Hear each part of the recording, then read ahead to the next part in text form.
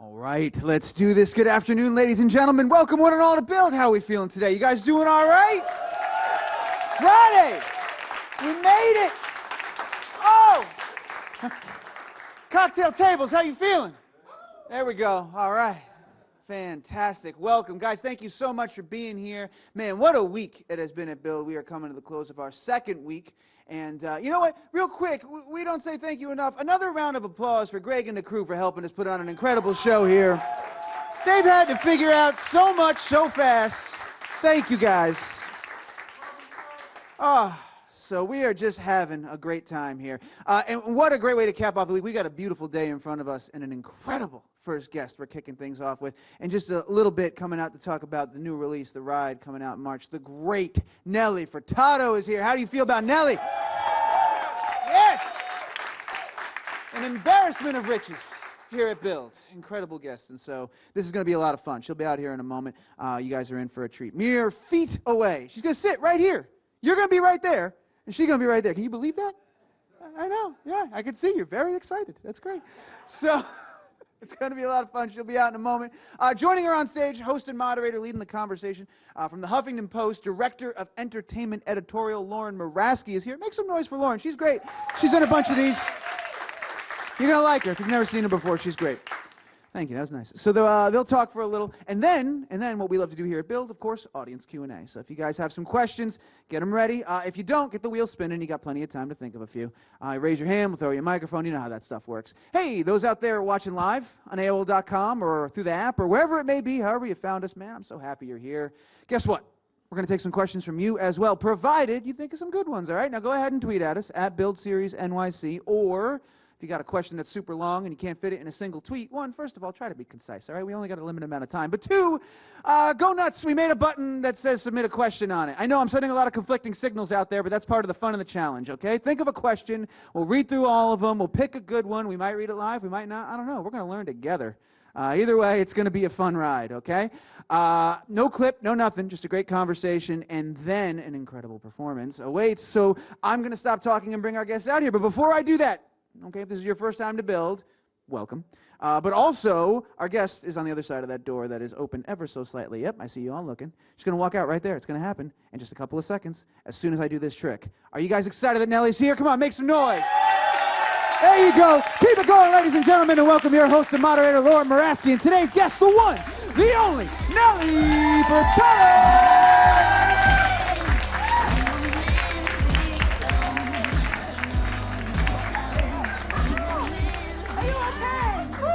All right, we have Nelly Furtado in the house. I was so excited to see everyone that I felt. You made a grand entrance, Nelly. I love it.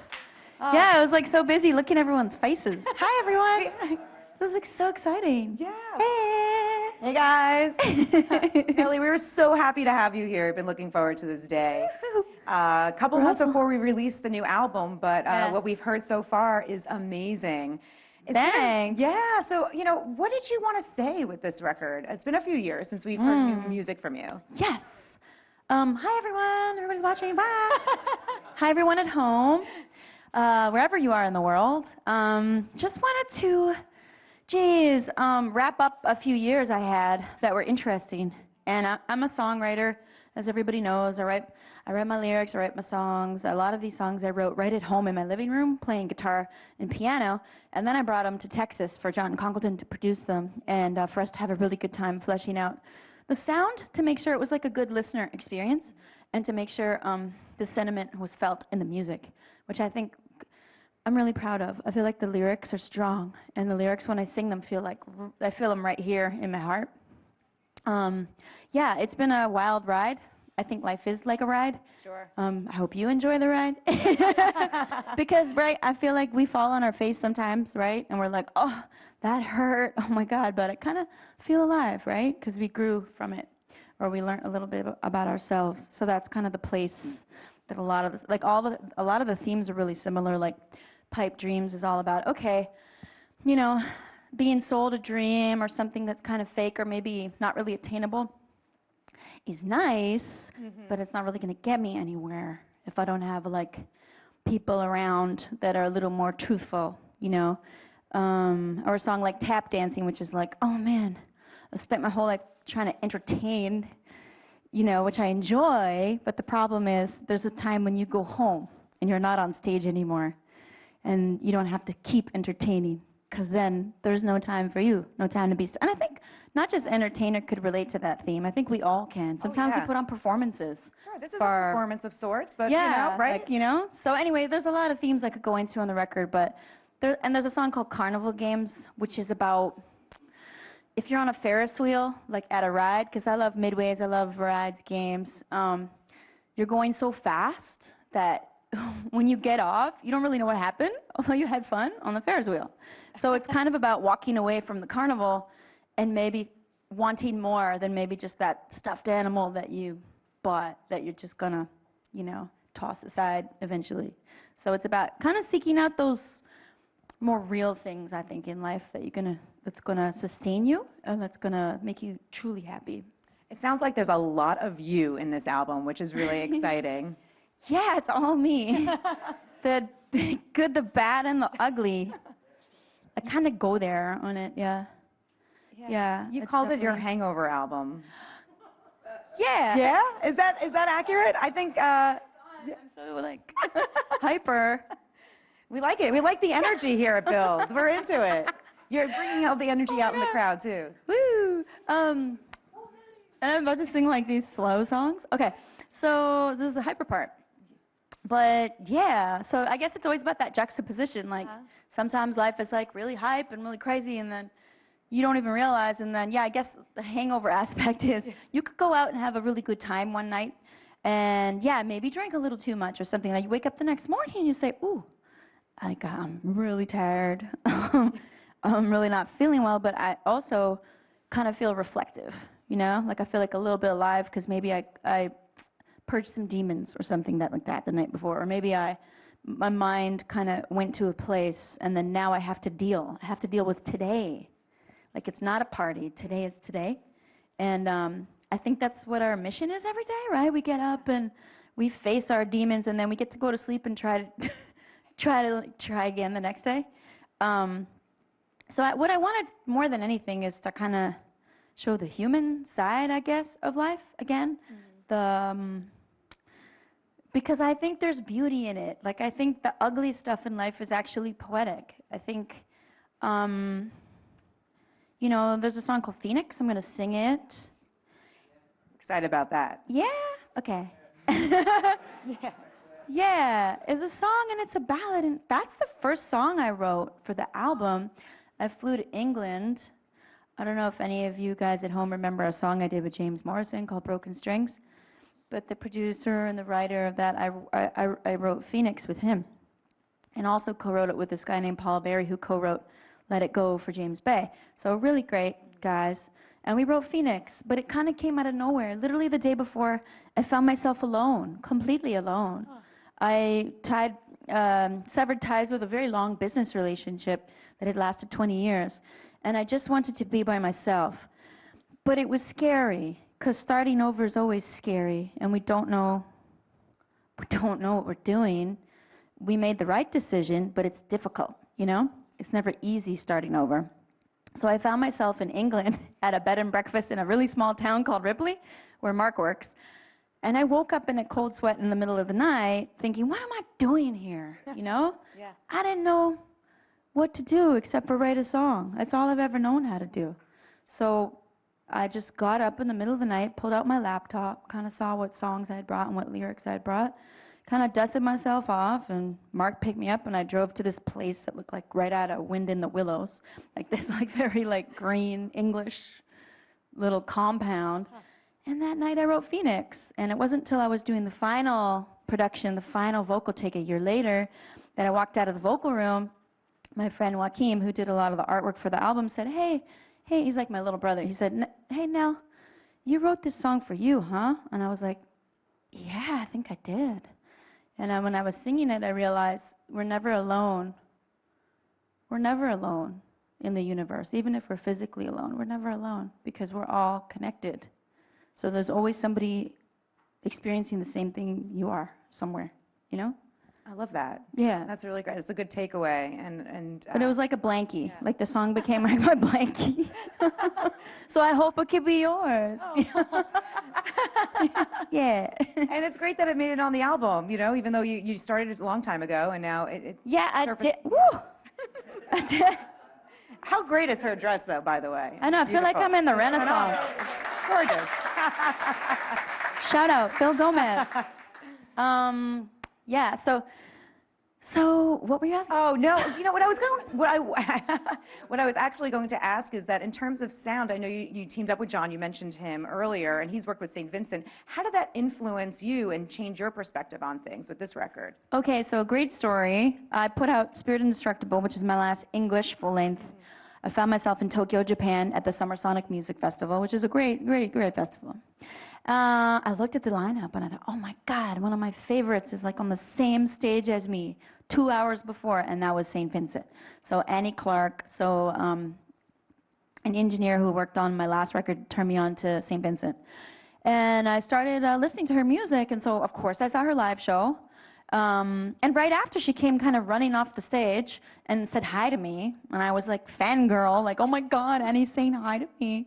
And she's like all sweaty from playing, rocking out on the guitar, looking all beautiful in her one outfit. And then she goes to my change room, and I have 30 outfits like a diva. And I'm like, this rock goddess is in my room, and I look so cheesy with my 30 pop outfits and 30 pairs of shoes. And I had a cardboard cutout of my head that the label in Japan had made. And I was so nervous, because we get nervous, you meet other musicians, you get nervous too, right? And she sees the cardboard cutout, and she's so nice. Yeah. She said, oh, wow, you look really pretty in that photo.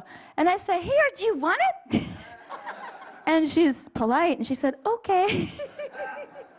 So anyway, eventually she introduced me to her producer, which is in the music world like giving your boyfriend's phone number, you know? Like, here's this guy I've been collaborating with for a decade, and okay, you can have his number. She was very nice. So anyway, I met him, we hit it off, and then again, same thing. Lone wolf, me, flew to Texas, didn't even know where to stay, close to his studio is a converted funeral home. Wow. In Oak Cliff, Dallas, Texas. And I just showed up, and it doesn't even look like a studio from the outside. Looked a bit like a jail. And so I went in, and that day I cut Flatline, one of my favorite songs. So it was like this brave, kind of like lots of risk-taking for me. Lots of like feeling scared. When you really feel scared, you're like shaking, and you're like, oh my God, what am I doing here? Almost like a first day like at a job. Like, I worked at my friend's record store. People ask me, so where you been? Yeah. Always. I never see you. What have you been doing? Yeah. When I'm a mom. Right. I have a 13-year-old daughter, and I just like, it's love of my life. You know, I just love being a mom. And then I started doing all these other stuff. Like, I went back to university. I went to take night classes, playwriting classes. Started taking like sewing classes, pottery, all this other cool stuff. And then I actually worked at my friend's vinyl shop. Really? I did. You were in this last 5 years? 4 or 5 years? Yeah. That's amazing. Yeah. Did you get recognized a lot? Yeah. Yeah. One day, a girl came in to take her wedding photos in there, and she was like, I think are you Nelly Furtado? It was a weird moment, because she was in her bridal gown, and I was like, I don't know, setting up some records for the photo shoot. But it's moments like this, just real life, because I feel like as a songwriter, if I don't live like a normal life, how am I supposed to write a song to connect, you know? Like, how am I gonna do that? Yeah. So like that to me is like, if I can't write a song, I would be so sad, because it's a part of my happiness. Like, I could be mad at you if, like, say we're friends and like we're out for dinner and you said something and you offended me. I'm the type of friend, I don't even know I'm mad at you till it's a week later and I'm writing a song. Got it. And then I'll call you and you'll be like, why didn't you tell me you were mad at me? I had no idea. And I'll be like, well, I didn't know I was mad, but I'm mad. It's like latent emotionality, but I'm able somehow to write about it. So, I don't know. I did an experiment recently in Queens. You been to the MoMA PS1 before? Yeah, a lot of us probably have been there. Cool place. Yeah. I wrote songs with 100 strangers in 4 hours. So anybody could come, even if you never pick up an instrument. I'll do it again so you guys can come. Yeah. Really fun, real low key. You know, I didn't film it. So everybody could feel comfortable. They just walk in a room, and it's kind of like an art installation, I guess. Because I wanted to figure out where did these songs come from? Because I've been writing them since I was like 3, and I didn't know where they came from. They just come out of my mouth. And so in the experiment, I wanted to see if that would run out like a well. And I also wanted to see if I could see what you were thinking, if you told me about your dream last night, or your favorite vacation, or something, because I think we need more empathy in the world. And I think if we could realize that we're all connected through proof, like a song, because there's a lot of mystery when it comes to the brain and dreams and all those things, and empathy, human empathy. There's so many mysteries that I wanted to kind of like explore that a little bit. So we had a fun time. Some people laughed, some people cried, some people argued, because we had strangers come in as a group because we ran out of time. So 5 people would have to come together and try to write a song with me. So there were people who didn't want to write about the same things. But overall, I feel like it was like proof of empathy between anybody, no matter what your beliefs are, or no matter where you come from, that we all have this connection that we're not aware of. That's why when you walk past a stranger on the street, you're like, why do I feel drawn to them? Why do I feel compassion? Why do I want to stop? You know what I mean? And I feel like that could happen right now. Like we're all talking to each other on another level right now. That's why you love songs. That's why we all like to sing the same songs throughout the world. Like I really believe that. But I'm an idealist, but that's me. But you brought people together. That was really empowering. It must have been a really cool experiment. It was like an experiment, really, there. So before we saw you, you came on, we were playing a lot of your repertoire. You have a huge catalog of music. What do you think of when you hear songs like I'm Like a Bird or Promiscuous Today that were so pervasive and that still are in our zeitgeist? I love them. I really do. I was at a really fun party a couple weeks ago, and the DJ played like a 10-minute remix of Promiscuous. And I was like, this is like, I get why people like this so much. It's like really good to dance to. And like, it's like a really good quality record, I think. It's just like the way it's recorded, probably the themes, the vocal performances. I think things that make like classic songs are like really good vocal performances, really good themes, and you have to like believe it when you're singing it. You have to. For me, that song was about like the body positive women that I grew up with, like Salt and Pepper, TLC, Queen Latifah, Mary J. These women, you know, were tete-a-tete, par on par with the men. So I like that energy in that conversation in Promiscuous. And then I'm Like a Bird, still love singing it. Yeah. Love it. It's a little weird when I hear it at the grocery store and I'm checking out my groceries. I just don't know what to do with myself. I'm just like, I was like, what do I do? Okay, do nothing. Or like, it's weird. Yeah. It's always grocery stores. I swear, I'm like a bird, so I'm like, okay. You're like, that's me. It's funny. I imagine. But it's a blessing, so I'm like, don't take it for granted. Yeah. Does the song mean the same thing to you now as it did, 17 years ago? Good question. I don't know. Because sometimes I'm like, because I would like to be performing, like when I'm in my golden years, like 70, 80, I admire people like Cesaria Evora, Amalia Rodriguez, like these people that perform to like, or like, Lata Mangeshkar, and they keep performing, till the end. Nusrat Fateh Ali Khan, everybody. So I like those people that sing and sing and sing forever.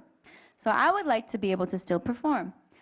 Some of my songs, I'm not sure. Yeah. Like I might have to redo them or something. But yeah. What was your question exactly though? Because I feel like you said it was a good one. I don't know. I said, does the song mean the same? What does it mean to you today versus back then when you wrote it back then? Yeah. Some songs are like puzzles, and I'm not gonna lie. So I wrote the lyrics and the melody for "Say It Right." Timbaland wrote the music. And we were watching a Pink Floyd movie that night, and we literally wrote that song at 4 a.m. and I asked for an alien sound effect on my voice. The alien sound effect is not in the record you hear. But when I was cutting it, I was like, like, and I just loved the voice. It was probably more like,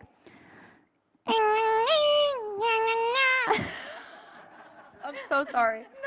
I get real weird up here. You said you like me. This is the real me. Anyway. Yes.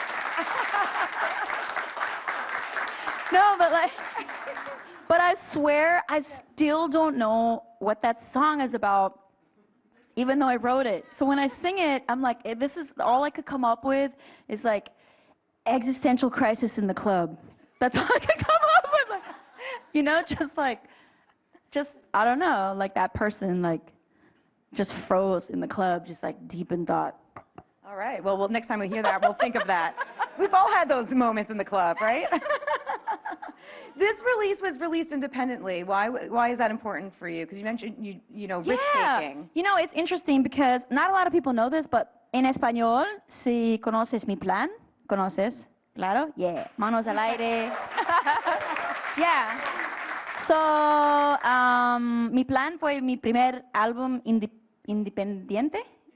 Independiente, sorry. It's been a while. But like, that was my first independent album, actually. Yeah. Distributed through Universal Latino, who did a really great job.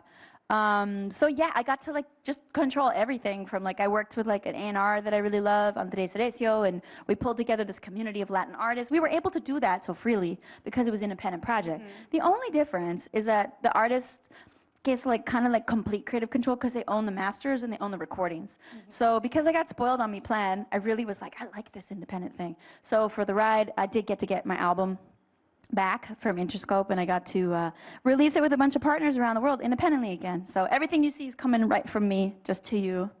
Sorry if you don't like it, it's my taste. Including my short hair.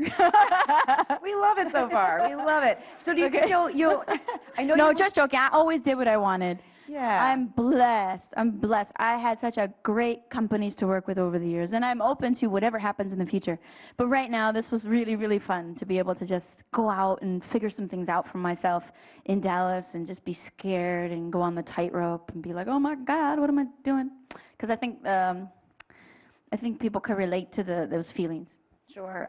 You mentioned performing, and you want to perform probably forever. Do you think we'll see you on tour in 2017? Actually, yeah, we have some really fun tour dates planned. I'm going to be playing my newest show, if you're out in Europe, I mean, if you're going to come out to Switzerland, there's a Zermatt festival. Zermatt Acoustic is really wonderful. We're playing that show.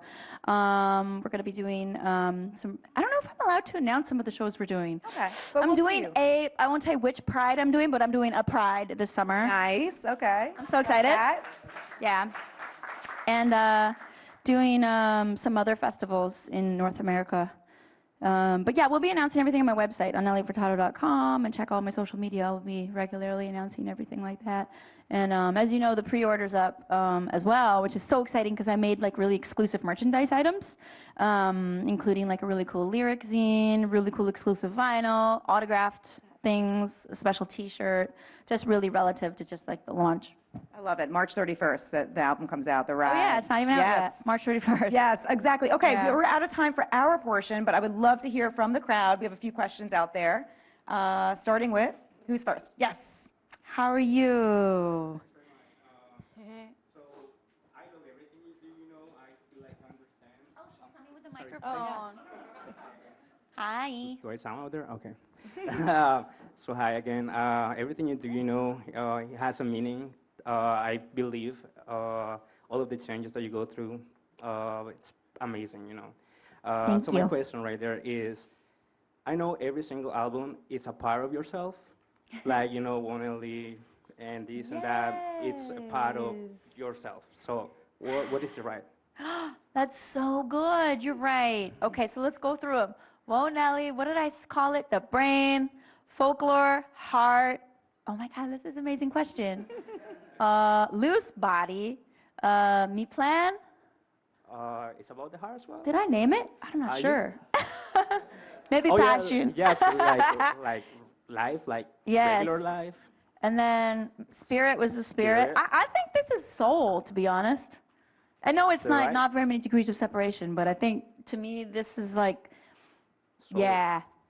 It's like, like because it's a soul's journey, right? Of the things, I don't know, because I think we're here to learn, right? And I feel like because it's like a diary of like a more difficult journey, I think, a more like when your soul is tested, right? And you get tested, you're like, okay, like, do you want to grow this time, right? Cool. On the planet? Because I feel like we got to pay for everything we do at some point.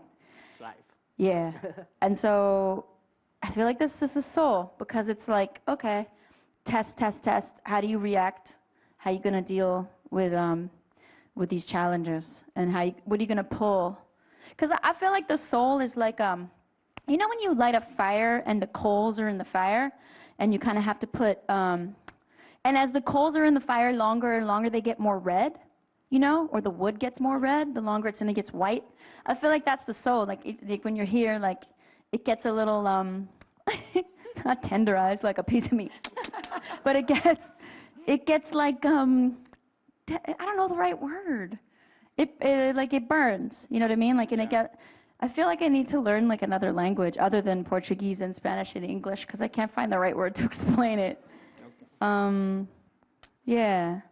I guess ternura, right? In Spanish, is that aspect of strength, the soul. To me, that's like, speaks to the soul and the strength of the soul and how you, really the quality of the human being, really, right? Isn't that? And how you develop your humanity as your life goes forward, you know? And I'm like 38, so my life was on fast forward for a while. So I've been through a lot. But I'm happy because I want to be like the grandma in the rocking chair one day. Just like, come here, let me tell you a story. You know, I want to be that. Like, You have a long way to go, but so soul, yeah. But all right, Gracias, next question. aren't you glad you asked? Olá, Nelly. Fala português. Hola, how are you? Well, thank you. My question is, now that you're on your own, that you've left a 20-year relationship with a big label, now that you're on Nailstar Entertainment, do you feel like any chains were holding you back? Were you able to let them go? Or That's a good question. Yeah, I don't know. It's a really mixed answer for me, because like I feel like having a large company supporting you, and they still are around the world. We have all the same partners. I mean, the music business, not to bore you, but the way it's split up is, you know, independent labels all have, you know, something organizing them, and then there's a few other labels, but everybody's under the same few companies. It has more to do with your in-house team and like what you want to create. But for me, all it is, I like being able to write something today and put it out tomorrow, right? There's no really checks and balances, because if you own your voice and you own all your masters and you own everything you're making, it's just easier. Because when certain contracts are like, okay, you have to go through a system before you release the music. But because I write so many songs, as you saw, I wrote like with 100 people in 4 hours. So I write a lot. So for me, that was it. It was just like, okay, like on Spotify, I put out a Drake cover in the summer, Too Good. I put out I Feel So Close, a Calvin Harris song, acoustically. I did that like in 3 days. And I was able to do that because I'm independent. So that's really it for me. It's like, okay, cool, fast. But if I was independent this whole time, I probably wouldn't be able to sit at a carnival. True story, I remember sitting at a carnival in Kazakhstan in 2008, and a woman had Say It Right as her ringtone on the park bench. And the phone lit up and it started playing Say It Right. And I'm in the middle of a country so far away. And I thought, wow, that's because I've had like a large megaphone through a company supporting my music and radio and being able to reach all internationally. You know what I mean? That's important to me, to be able to reach a lot of people. So yeah, I'm lucky, right? I'm lucky to be able to do this now because I've already made so many contact with so many fans through whatever business relationship I've had over the years. Yeah. Good question, though. Thanks for that question. We Obrigada. have another question in the crowd here. Perfect. Hi. Hey, how are A you? question that was kind of similar to his. I was just wondering, now that you're an independent artist, do you feel like you'd be able to release music a little bit more freely and maybe like a visual album, perhaps, Because I feel like your music videos are amazing. They're all so different and iconic, and I feel like a whole visual album can kind of really tell like the whole story. Thank you. I think you're totally right. I think you're 100% correct. And actually, that's not a bad idea for the next project I'm working on. So maybe my next release, which is most likely a collaborative album, I think that's a great idea, because I agree. I just put out a really cool mini movie today, directed by Joaquin Johnson. It's called The Ride. We just thought we wanted to tell people, like, sometimes it's hard to know where art is coming from. But if you see a movie or something, you're right. It's like, oh, I get it. I get what she's saying. You know, people need help to understand sometimes. So with a visual, yeah, I love visuals. I love making it. But then I'm also like, I also want to make sure whatever visual I create, that it's like perfect for the song and that it's the right thing. And then that takes time. So we will be putting out a lot of visuals for this album, but they're going to be staggered. Like, you're going to get them slowly as the project unfolds. But in the future, I would like to see it more thematically, like a film, because I think that's a really cool way to approach it and combine things that I love, or maybe a live, musical, something like that, because I really like. And I'm very interested in exploring new ways to reach fans in more intimate ways and more exciting ways and novel ways. Great. Well, thank you. We have one more question. Hi, Nelly. Hi. I was curious to know, during the making of the new album, was there anything that surprised you, be it vocally or a song that you wrote? Yeah. So John Congleton is really talented, but he had never done a pop album. So he'd only worked with alternative and punk and rock, and his own projects and sides and band projects have been very different than my music. So when we came together, there was that like healthy creative tension and pressure on both of us to kind of like meet halfway. One thing I loved about him is he challenged me in the studio. So on this album, I actually sing my lowest note I've ever recorded and the highest note I've ever recorded, all on one album. And it was hard. I looked at him and said, "Are you sure you want this in the higher octave at the end? Like, this is a song called Live. It's not out yet. It's really high at the end." And I was like, "Are you sure? I sound like I'm straining my voice." And he's like, no.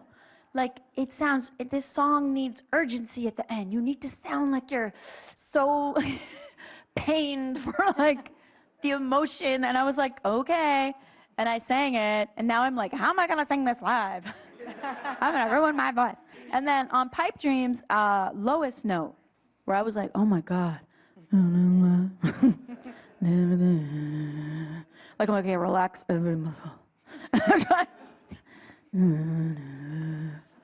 But it's just, yeah. So anyway, I thank him because he gave me those experiences. So those were like cool. What else? Oh, I wrote a song on piano, first ever.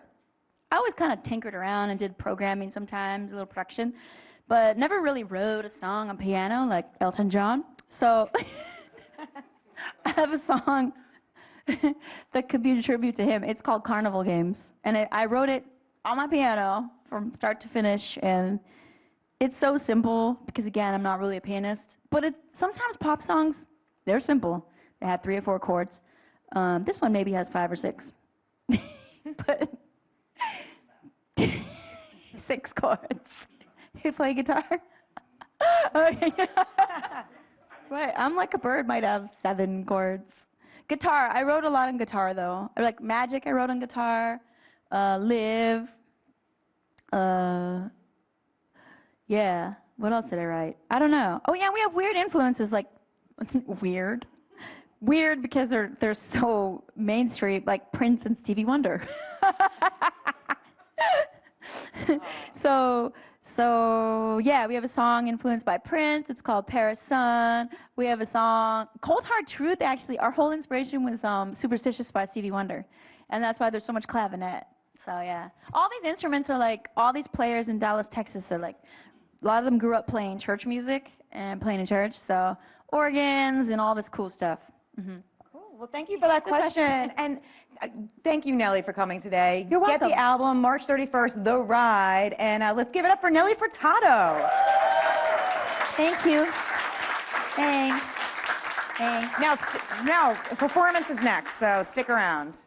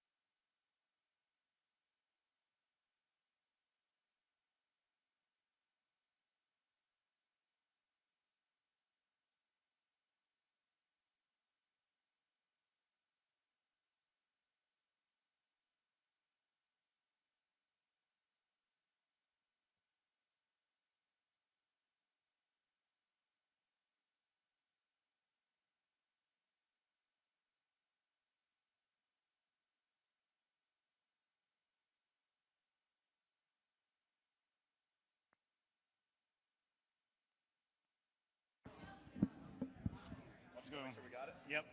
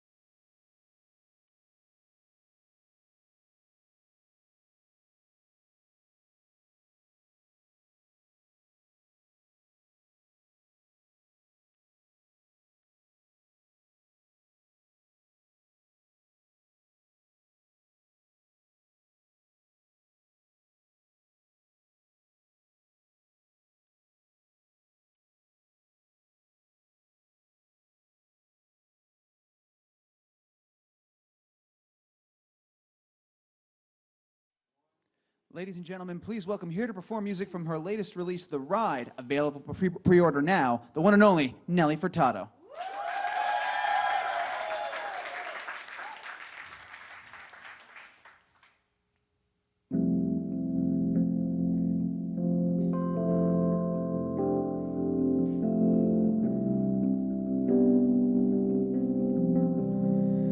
Don't sell me no pipe dreams. I wanna live with you through everything. Don't sell me no pipe dreams. I wanna live in a kaleidoscope. Don't sell me no pipe dreams. Wanna be the one to spin the wheel.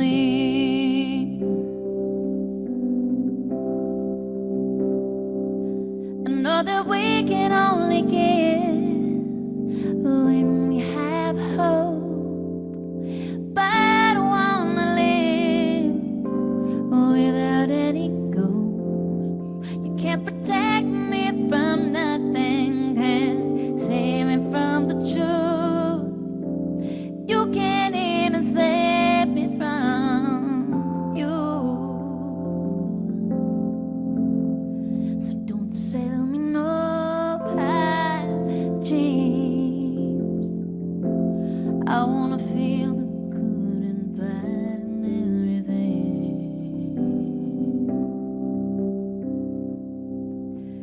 Even when it hurts, even when it hurts.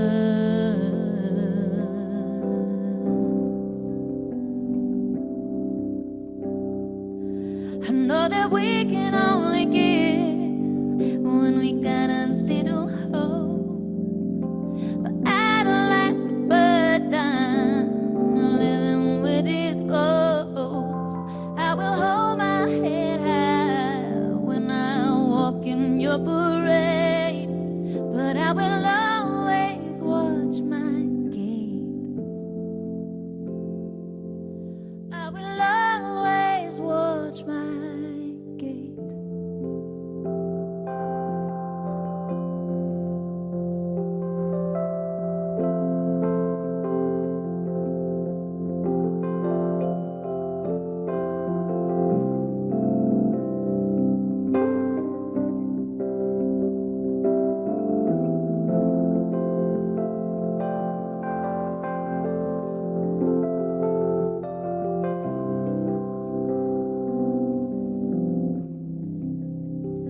Oh, pipe dreams. Oh, pipe dreams.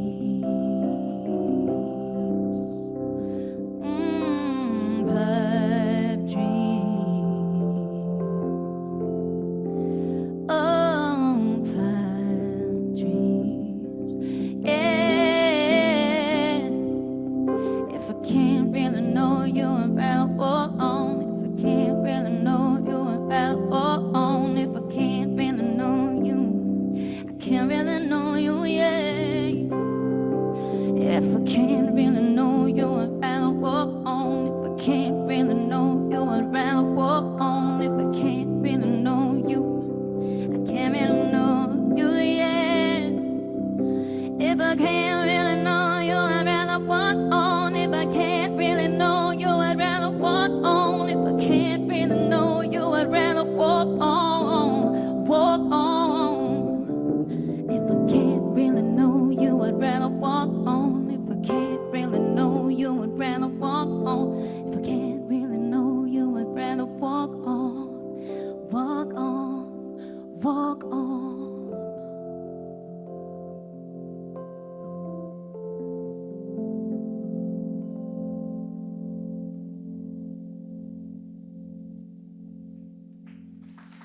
Thank you. Thank you. Thank you. This is Adam Pickrell on Rhodes today in Dallas.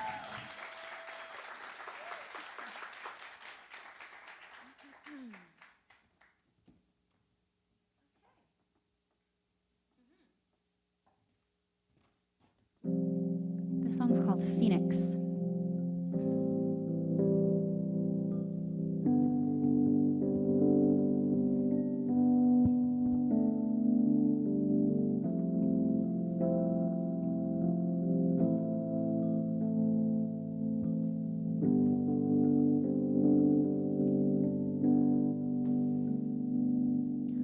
Mother,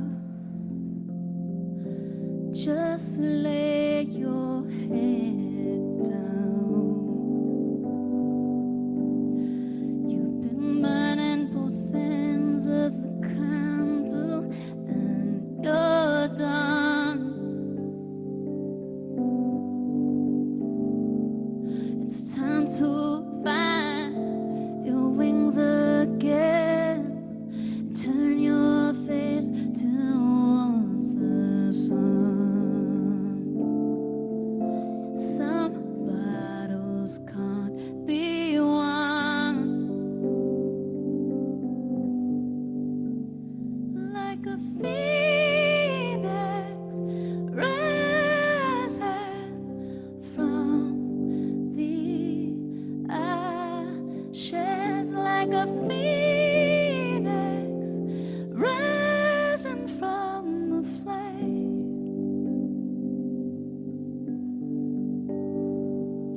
You're gonna be alright.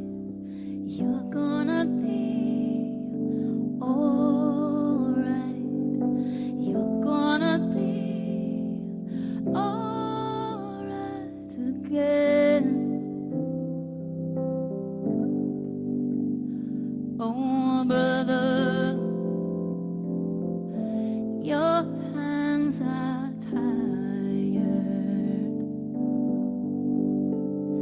You've been holding the world up and you're losing your grip.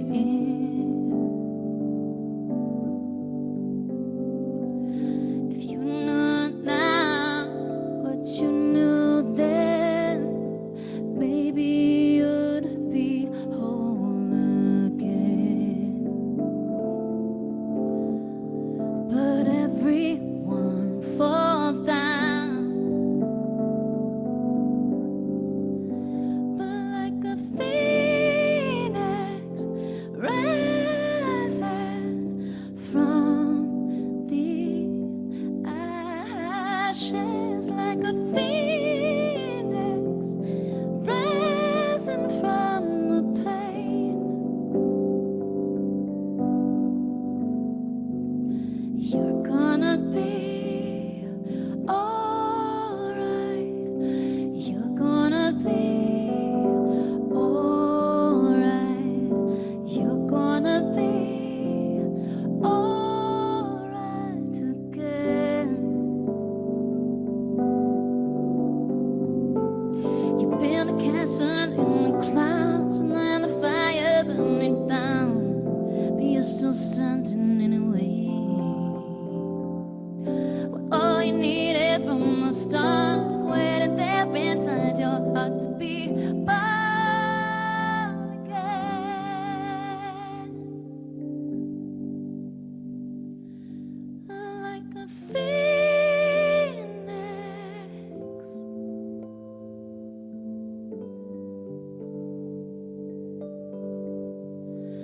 Like a phoenix.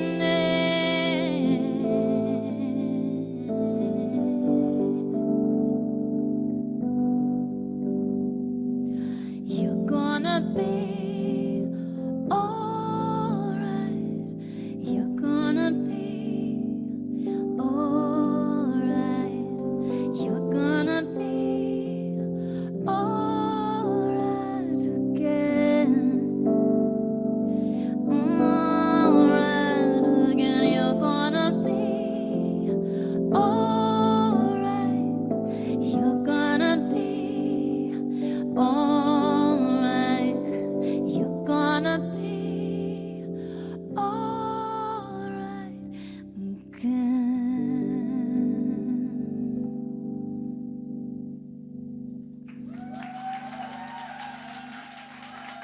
Thank you so much.